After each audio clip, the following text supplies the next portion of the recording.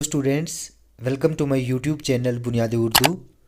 Students, आज हम 9th class की ज्योग्राफी से chapter natural vegetation and wild life की कुछ इंपॉर्टेंट क्वेश्चंस डिस्कस करेंगे।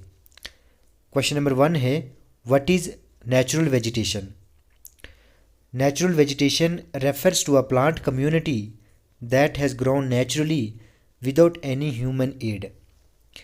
नेचुरल वेजिटेशन ऐसी प्लांट कम्युनिटी जिसकी ग्रोथ नेचुरली बिना किसी ह्यूमन सपोर्ट या हेल्प के होती है। नेचुरल वेजिटेशन को हम वर्जिन वेजिटेशन भी कहते हैं। एक लंबे टाइम के लिए, एक लंबे समय के लिए जब ह्यूमंस बिना किसी डिस्टरबेंस के इन प्लांट्स को छोड़ देते हैं, इस वेजिटेशन को छोड़ देते हैं, तो ऐसी वेजिटेशन को हम वर्जिन वेजिटेशन कहते हैं। ठीक है, वर्जिन वेजिटेशन नेचुरल वेजिटेशन का दूसरा नाम है। नेक्स्ट क्वेश्चन है, difference between flora and fauna. ये बहुत इंपॉर्टेंट क्वेश्चन है। फ्लोरा, सबसे पहले हम फ्लोरा के पॉइंट्स डिस्कस करेंगे। Flora refers to the plant community. Flora plant community, plant kingdom को कहते हैं। ठीक है, flora remains in one place. Flora plants जितने भी हैं वो एक ही जगह पर रहते हैं। ठीक है, इनकी मूवमेंट नहीं होती। They prepare their own food, ये अपना खाना खुद तैयार करते हैं through photosynthesis. There are 47,000 species of plants in India. अगर हम इंडिया की बात करें तो इंडिया में 47,000 प्लांट स्पीशीज़ हैं। Clear? Neem, tulsi, teak, sal etcetera are the examples of flora. ये फ्लोरा की एग्जाम्पल्स हैं। उसके बाद है fauna. Fauna refers to the animal community. ठीक है, फौना किसको कहते हैं? फौना एनिमल कम्युनिटी या एनिमल किंगडम को कहते हैं। फौना जो है, जितने भी एनिमल्स हैं वो मूव कर सकते हैं one place to another place. Fauna can move from one place to another. They depend on flora. तो जितने भी एनिमल्स हैं वो फ्लोरा पे डिपेंड होते हैं। ठीक है, वो अपना खाना खुद तैयार नहीं कर सकते, इसलिए वो फ्लोरा पे डिपेंड होते हैं। There are 90,000 species of animals in India. अगर हम इंडिया की बात करें तो इंडिया में 90,000 एनिमल स्पीशीज़ जो हैं वो पाई जाती हैं, जैसे एलिफेंट्स, राइनोसेरस, टाइगर, चीता, ये सब फौना की एग्जांपल्स हैं। ठीक है। फोर्थ क्वेश्चन है, how are forest useful to us? Forest कैसे हमारे लिए इम्पॉर्टेंट है, कैसे हमारे लिए यूजफुल है? या ये क्वेश्चन ऐसे भी पूछा जा सकता है, explain the importance of forest. या इस क्वेश्चन को हम ऐसे भी पूछ सकते हैं कि explain the significance of forest. तो आंसर क्या रहेगा? Forest are valuable renewable resource. Forest एक इम्पॉर्टेंट रिन्यूएबल रिसोर्स है। ठीक है, they play a major role in enhancing the quality of environment. हमारे इन्वायरमेंट की क्वालिटी को इम्प्रूव करते हैं forest. They modify the local climate. जो लोकल क्लाइमेट है, किसी भी जगह का जो क्लाइमेट है उसको मॉडिफाई करते हैं। They also control soil erosion. Soil erosion को भी रोकते हैं, यानी मिट्टी के कटाव को रोकते हैं। They support a variety of industries. बहुत सारी इंडस्ट्रीज़ के लिए रॉ मटेरियल जो है वो फॉरेस्ट से जाता है। ठीक है। They control wind force and temperature and causes rainfall. अगर हम देखें तो बारिशें जो हैं वो फॉरेस्ट की वजह से ही होती हैं। ये टेम्परेचर को कूल डाउन करते हैं और साथ में विंड फोर्स को भी कंट्रोल करते हैं, रोकते हैं। They provide humus to the soil and shelter to the wild life. जितनी भी वाइल्ड लाइफ है उनको शेल्टर प्रोवाइड करते हैं और सॉइल को ह्यूमस भी प्रोवाइड करते हैं। ठीक है। Last but not least, forest provide oxygen to all the living organisms on the earth. Earth पर जितने भी लिविंग ऑर्गेनिजम्स हैं उनको ऑक्सीजन प्रोवाइड करते हैं फॉरेस्ट। नेक्स्ट है, difference between tropical evergreen and tropical deciduous forest. Tropical evergreen और tropical deciduous forest जो है, इनमें डिफरेंस बताना है आपको। ठीक है, तो 5 पॉइंट्स मैंने बनाए हैं। Tropical evergreen forest, first point है, tropical evergreen forest are also known as tropical rain forest. Tropical evergreen forest को ट्रॉपिकल रेन फॉरेस्ट भी कहते हैं। ठीक है, जहाँ पर सबसे ज़्यादा बारिशें होती हैं वहाँ पर ट्रॉपिकल एवरग्रीन फॉरेस्ट पाए जाते हैं। They do not shed their leaves. ये फॉरेस्ट अपने पत्ते इन फॉरेस्ट में पाए जाने वाले जितने भी पेड़ हैं इनके पत्ते नहीं गिरते, ठीक है। They are found in the areas receiving more than 200 centimetre annual rainfall. जहाँ पर 200 सेंटीमीटर एनुअल रेनफॉल होती है वहीं पर ये फॉरेस्ट जो हैं वो पाए जाते हैं। दे आर वेरी डेंस, बहुत घने होते हैं ये forest. Ebony, mahogany, rosewood, rubber etcetera are the common trees found in this forest, ठीक है। इन फॉरेस्ट में जो ट्रीज पाए जाते हैं वो है ebony, mahogany, rosewood, rubber etcetera. Next है आपका tropical deciduous forest. Tropical deciduous forest को हम ट्रॉपिकल मानसून फॉरेस्ट भी कहते हैं। They shed their leaves during the summer, ये अपने पत्ते समर में गिरा देते हैं, ये फॉरेस्ट अपने पत्ते समर में गिरा देते हैं। They are found in the areas receiving annual rainfall between 70 to 200 centimetre. जिन एरियाज़ में 70 to 200 सेंटीमीटर एनुअल रेनफॉल होती है वहाँ पर ये फॉरेस्ट पाए जाते हैं, ठीक है। दे आर लेस डेंस, अगर हम एवरग्रीन फॉरेस्ट के मुकाबले में इनको देखते हैं तो ये इतने घने नहीं होते हैं। Neem, tulsi, shisham, sandalwood, teak, sal etcetera are the common trees found in this forest. इन फॉरेस्ट में जो ट्रीज पाए जाते हैं वो है neem, tulsi, shisham, sandalwood, teak etcetera. Clear. Tropical deciduous forest को ही हमने डिवाइड किया है आगे moist deciduous and dry deciduous forest में। तो अब हम इसका डिफरेंस पढ़ते हैं। Moist deciduous and dry deciduous. Moist deciduous forests, they are found in areas with annual rainfall between 100 to 200 centimetre. जहाँ पर 100 से लेकर 200 सेंटीमीटर तक एनुअल रेनफॉल होती है वहाँ पर moist deciduous फॉरेस्ट पाए जाते हैं, ठीक है। ये फॉरेस्ट तकरीबन पूरी इंडिया में पाए जाते हैं except western and north western parts को छोड़कर। जो हमारा वेस्टर्न इंडिया है या नॉर्थ वेस्टर्न इंडिया है उसको छोड़कर तकरीबन हर जगह ये फॉरेस्ट जो हैं वो पाए जाते हैं। टीक, साल, बेम्बू, शीशम और सैंडलवुड जो हैं ये इंपॉर्टेंट ट्रीज हैं इन फॉरेस्ट के। नेक्स्ट है आपका dry deciduous forest. They are found in areas with annual rainfall between 70 to 100 centimetre. तो ये फॉरेस्ट जनरली वेस्टर्न साइड में पाए जाते हैं जहाँ पर बारिशें कम होती हैं, जहाँ पर बारिशें 70 से लेकर 100 सेंटीमीटर तक होती हैं। एनुअल रेनफॉल जहाँ पर होती है वहाँ पर ये फॉरेस्ट पाए जाते हैं। ये फॉरेस्ट भी तकरीबन और ऑल इंडिया में पाए जाएंगे सिर्फ ईस्टर्न और नॉर्थ ईस्टर्न स्टेट्स को छोड़कर, क्योंकि ईस्टर्न और नॉर्थ ईस्टर्न स्टेट्स में बारिशें बहुत ज़्यादा होती हैं, ठीक है। तो इन एरियाज़ को छोड़कर ड्राई डिसिडियस फॉरेस्ट जो हैं बाकी इंडिया में पाए जाते हैं। साल, नीम, पीपल जो हैं वो इंपॉर्टेंट ट्रीज़ हैं इन फॉरेस्ट के। नेक्स्ट क्वेश्चन है डिफाइन इकोसिस्टम। ये बहुत सिंपल सा क्वेश्चन है, आपको पता भी है, ठीक है। All the plants and animals in an area are interdependent and inter related to each other in their physical environment thus forming an ecosystem. तो जितने भी किसी एरिया के प्लांट्स और एनिमल्स हैं वो एक दूसरे पर डिपेंड होते हैं, एक दूसरे पर इंटरडिपेंडेंट होते हैं, इंटर रिलेटेड होते हैं, एक दूसरे के साथ जुड़े रहते हैं, ठीक है। और वही प्लांट्स और एनिमल्स मिलकर इकोसिस्टम बनाते हैं।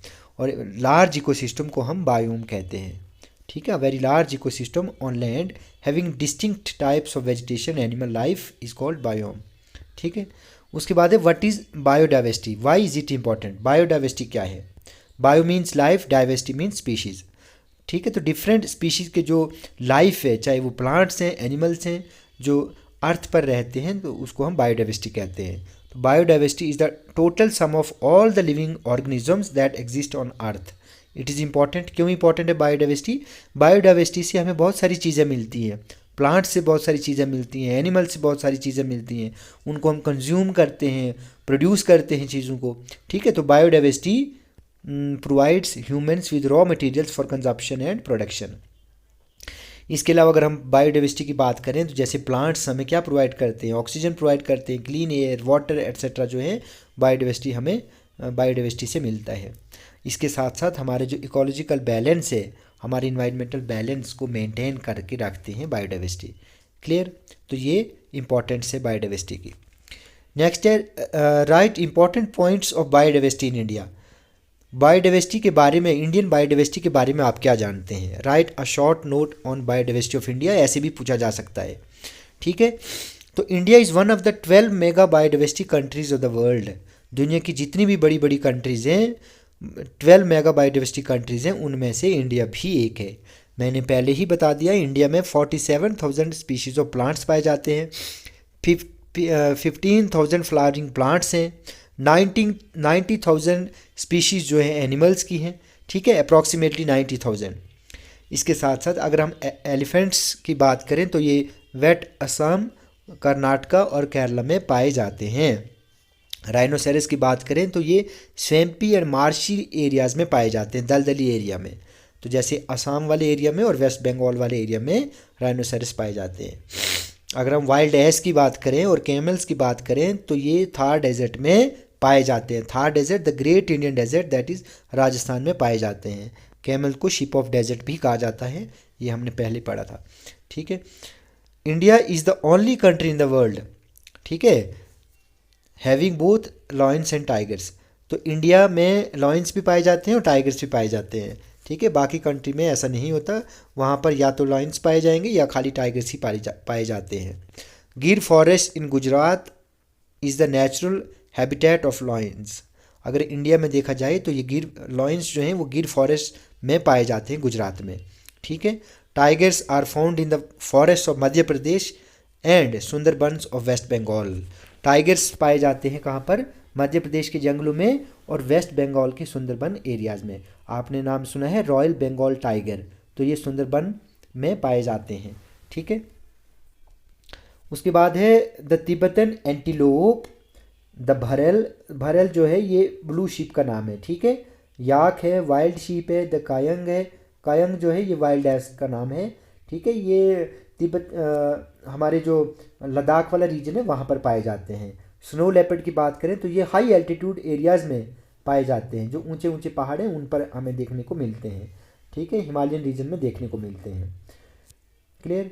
उसके बाद है why has India a rich heritage of flora and fauna, ठीक है। ये बहुत इंपॉर्टेंट क्वेश्चन है। इंडिया में फ्लोरा एंड फौना की बहुत सारी स्पीशीज़ पाई जाती हैं, तो ऐसा क्यों, ठीक है। इंडिया का जो हेरिटेज है फ्लोरा एंड फौना का वो बहुत रिच है, कारण क्या है, ठीक है। कारण ये है कि India has a very large geographical area. India का जो जोग्राफिकल एरिया है वो बहुत वास्ट है।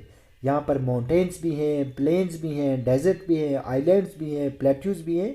इन्हीं की वजह से यहाँ पर डिफरेंट टाइप्स के फ्लोरा और फौना जो है वो पाए जाते हैं, ठीक है। फ्रेश वाटर रिसोर्सेज बहुत ज़्यादा हैं, रिवर्स भी हैं, लेक्स भी हैं, पॉन्ड्स भी हैं, ठीक है। वैसे ही टेम्परेचर देखा जाए तो टेम्परेचर कहीं पर बहुत ज़्यादा टेम्परेचर होता है, कहीं पे बहुत कम रहता है। तो ये डिफरेंट वेजिटेशन को सपोर्ट करते हैं और वाइल्ड लाइफ को भी वैसे ही सपोर्ट करते हैं। ह्यूमिडिटी भी है, precipitation also effect the type of vegetation and wild life. आपने देखा जहाँ पर बहुत ज़्यादा बारिशें पड़ती हैं वहाँ पर डेंस फॉरेस्ट पाए जाते हैं। जहाँ पर बहुत कम पड़ती है, जैसे राजस्थान वाला एरिया है, वहाँ पर बहुत कम बारिश होती है, तो वहाँ पर कैक्टस या थॉर्नी बशीज वगैरह जो हैं वो पाई जाती हैं, ठीक है। डिफरेंट टाइप्स ऑफ सॉइल जो है इंडिया में पाई जाती है, जो डिफरेंट टाइप्स की वेजिटेशन को सपोर्ट करती है। Varying amount of rainfall from 10 centimetre to 400 centimetre. आप देखते हैं जो हमारा वेस्टर्न इंडिया है, राजस्थान वाला एरिया, वहाँ पर बहुत कम बारिश होती है, 10 सेंटीमीटर तक बारिश वहाँ पर होती है। और मेघालय वाला रीजन जो है वहाँ पर 400 सेंटीमीटर तक जो है वो एवरेज रेनफॉल होती है एनुअली, ठीक है। वैसे ही कहीं पर सनलाइट भी बहुत ज़्यादा पड़ती है और कहीं पे बहुत कम पड़ती है। जहाँ पर सनलाइट ज़्यादा पड़ती है वहाँ की जो वेजिटेशन होती है वो वैसे ही बहुत जल्दी फास्ट ग्रो करती है वहाँ पर, ठीक है। तो ये फैक्टर्स हैं, इसीलिए हमारा जो हेरिटेज है फ्लोरा एंड फौना का वो बहुत रिच है इंडिया में, ठीक है। नेक्स्ट है what factors are responsible for the distribution of plants and animals in India, ठीक है। कौन कौन से फैक्टर्स हैं जिनकी वजह से, जिनके कारण प्लांट्स और एनिमल्स की डिस्ट्रीब्यूशन इंडिया में है, ठीक है। तो फैक्टर्स हैं, कुछ क्लाइमेटिक फैक्टर्स हैं और कुछ रिलीफ के फैक्टर्स हैं, ठीक है। क्लाइमेटिक फैक्टर में आपका टेम्परेचर है, ह्यूमिडिटी है, सनलाइट है, प्रेसिपिटेशन है, लैंड है और सॉइल है, ठीक है।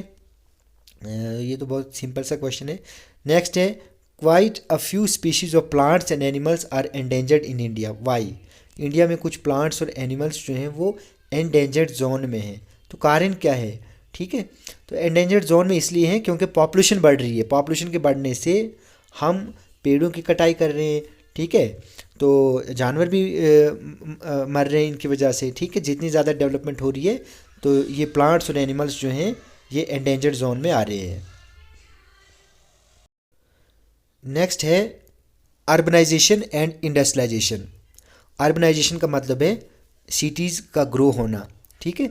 सिटीज़ की ग्रोथ के लिए जितनी भी रोड कंस्ट्रक्शन वगैरह हो रही है उससे फॉरेस्ट वगैरह जो हैं वो डिस्प्लेस हो रहे हैं, ठीक है। इंडस्ट्रियलाइजेशन भी वैसे, इंडस्ट्रियलाइजेशन इंडस्ट्रीज़ बढ़ रही हैं, एक्सपेंड हो रही हैं, तो इनकी इंडस्ट्रीज़ के लिए रॉ मटेरियल चाहिए, तो वो रॉ मटेरियल कहाँ से आएगा, ठीक है। तो वो फॉरेस्ट वगैरह काटे जा रहे हैं, जंगल वगैरह पेड़ वगैरह काटे जा रहे हैं, ठीक है। तो ये भी एक कारण है।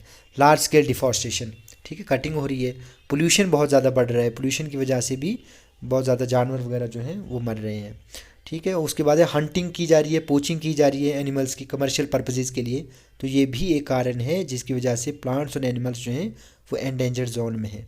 क्लियर। उसके बाद है what is a bio reserve. Bio reserve क्या है और दो एग्जाम्पल्स आपको बतानी है।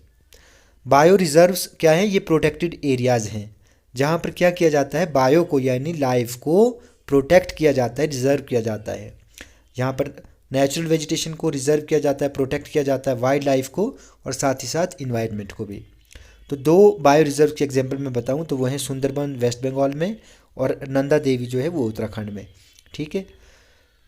लास्ट क्वेश्चन है what steps have been taken by the government to protect flora and fauna. Most important question, government ने क्या स्टेप्स लिए हैं फ्लोरा एंड फौना को प्रोटेक्ट करने के लिए। तो फर्स्ट पॉइंट है 18 biosphere reserves have been set up in the country to protect flora and fauna. Flora and fauna को प्रोटेक्ट करने के लिए गवर्नमेंट ऑफ इंडिया ने 18 बायोस्फीयर रिजर्व्स जो हैं वो सेटअप किए गए हैं। अभी मैंने आपको पहले बताया कि बायोस्फीयर रिजर्व में लाइफ को प्रोटेक्ट किया जाता है, चाहे वो प्लांट्स हों चाहे वो एनिमल्स हों, ठीक है। उसके बाद 103 national parks and 535 wild life sanctuaries are also set up to take care of natural heritage, ठीक है। तो नेशनल पार्क्स बनाई गई हैं, वाइल्ड लाइफ सेंचुरीज बनाई गई हैं, ठीक है, प्लांट्स को प्रोटेक्ट करने के लिए और एनिमल्स को प्रोटेक्ट करने के लिए। इसके साथ साथ टाइगर को प्रोटेक्ट करने के लिए, एलिफेंट को प्रोटेक्ट करने के लिए, राइनो को प्रोटेक्ट करने के लिए कुछ प्रोजेक्ट्स जो हैं वो इंट्रोड्यूस किए गए हैं, ठीक है, ताकि इनकी नंबरिंग जो है वो कम ना हो। नेक्स्ट है financial and technical aid is also provided to many botanical gardens by the government of India since 1992। 1992 के बाद गवर्नमेंट जो है, सेंट्रल गवर्नमेंट जो है वो बोटेनिकल गार्डन्स के लिए बहुत सारी फाइनेंशियल सपोर्ट कर रही है, हेल्प कर रही है, ठीक है। उसके बाद गवर्नमेंट ने एक वाइल्ड लाइफ प्रोटेक्शन एक्ट 1972 में लॉन्च किया, शुरू किया था, ठीक है। The government has band the hunting of endangered species of the animals under wild life protection act 1972। अब अगर कोई हंटिंग करता है, कोई पोचिंग करता है जानवरों की, तो उसको पनिशमेंट भी मिलेगी और साथ साथ फाइन भी उसको पे करना पड़ेगा, ठीक है। तो स्टूडेंट्स आज हमने 9th क्लास के geography chapter natural vegetation and wild life के क्वेश्चंस डिस्कस किए। बच्चों वीडियो अगर आपको अच्छी लगी हो तो आप प्लीज़ इस चैनल को सब्सक्राइब करें, लाइक करें और शेयर करें।